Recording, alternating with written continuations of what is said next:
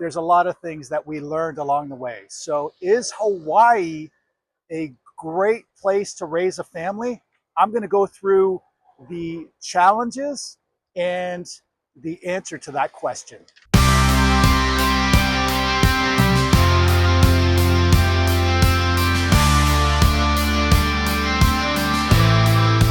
First thing is the lifestyle, right? Hawaii is all about the outdoors.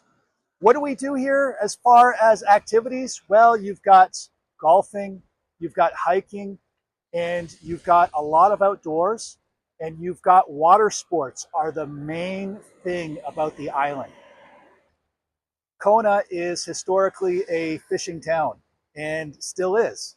And there are plenty of water sports activities here. There's outrigger paddling, there's stand-up paddling, there's surfing. There's surfing throughout Hawaii, obviously. And there's also the being in the water, the snorkeling, the free diving, the spear fishing. So for us, it really was an easy thing to come to Hawaii and seamlessly keep doing those activities that we were already doing. As far as the outdoors, it's a great place if you are an outdoor family, and the weather really lends to that all year round.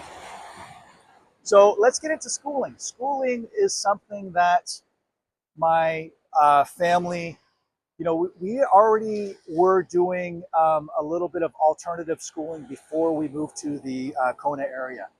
And we found a school that was great for our younger child.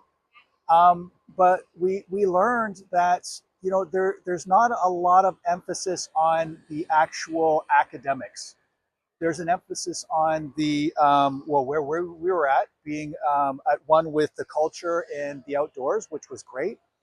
But we found that for us in our education journey, that it was important to focus on the academics. And for us, in order to do that, because there are a lot of school options, but there's a wait to get into some of them. So for us, the best thing to do was to do homeschooling.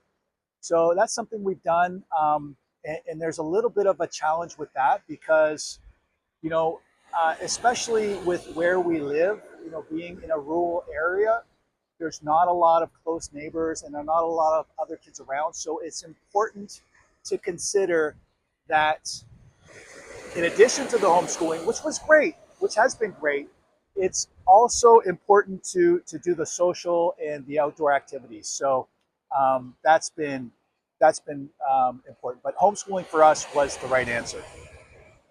So let's get into the culture and the community. So from day one when we arrived in Hawaii, it was a welcome here on Big Island and on the Kona side. It was a welcoming atmosphere, a welcoming community, and again, Hawaii is a melting pot of many different cultures, especially Hawaiian and Pacific cultures. But it's always been welcoming. But the important thing is that you need to become involved. You need to be willing to be part of the community, and you need to be willing to be a people person, because that's part of how the community and the culture is around here. It's all about people, person to person interactions. It's taking the time to have a conversation. It's taking the time to communicate, and it's taking the time and the effort to get involved and seeing how you can become part of the community. So I would say that being in Hawaii and not willing to put out the effort to find out what's important to the people that are already here, that's not a good thing. You really need to find out how you can be part of the community and get involved. So another thing that's really important to touch on is safety. So some of the things that we love about Hawaii are also some of the things that make it kind of challenging. So Hawaii is super rugged, right? Whether it's like the ocean that we're looking at here, or whether it's the lava, or whether it's just the insects and the wildlife. It's important to do your research and find out what you need to do to be safe. So, for instance, here in the ocean, being on an island, there can be a lot of currents.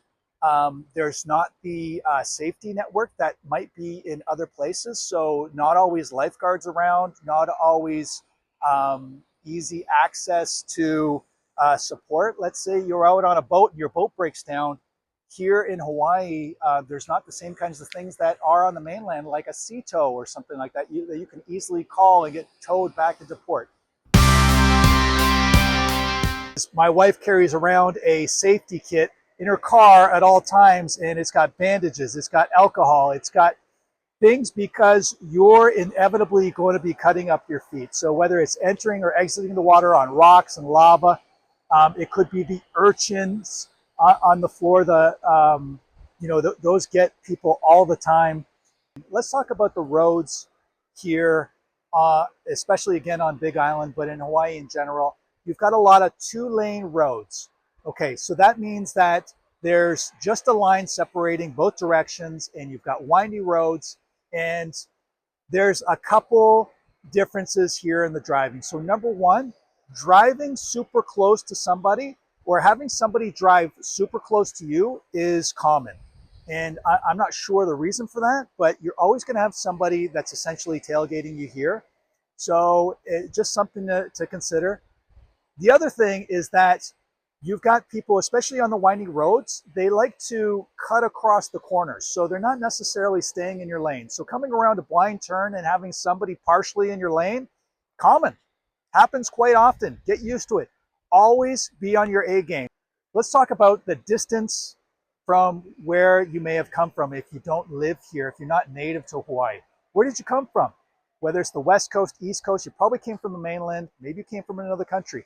But realize that being far from your support network is definitely a consideration. Your closest destination from Hawaii is at least 5 hours away. So chances are you've probably got even, a layover to where you're going. So you're 5, 10, maybe more hours away from where your support network is. And not only that, it's going to take you a while to see them, but you've got to adjust for the time zones. And then you've also got to adjust for the fact that there is island fever. And what I mean by that is that if you're not used to Hawaii and what it has to offer and what it brings and what some of the limitations are, you're going to get that feeling that you're missing something. So for me in particular, I absolutely miss the grocery stores that I had on the mainland. So Trader Joe's, it's not something that's here on the islands. I miss it. So to be honest, there is a Whole Foods in Oahu. There's Whole Foods in Maui. It's almost, a destination to go to another island and go to a different grocery store. That's a thing. So, and then you're going to have other reasons, right? You're limited here on the things you can do. Verdict: is Kona a good place to raise a family? I can see both sides of the equation for different people, but for us, it absolutely has been. The island culture, the community, the lifestyle has been absolutely amazing. It fits us really well, and we are lucky to call Kona home.